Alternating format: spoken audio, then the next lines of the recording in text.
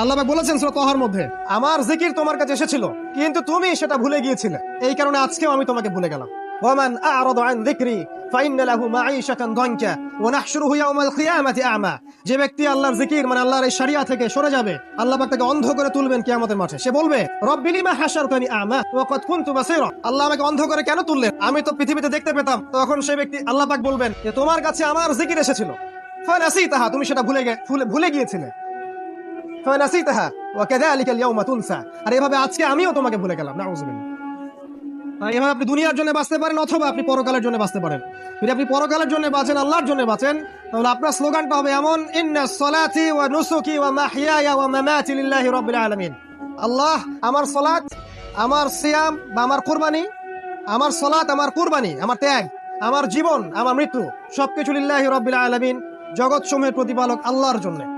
যদি আমরা আল্লাহর জন্য বাঁচতে চাই তাহলে আল্লাহ এবং তার রাসূলের সমস্ত বিধান মেনে চলতে হবে, দ্যাটস অল।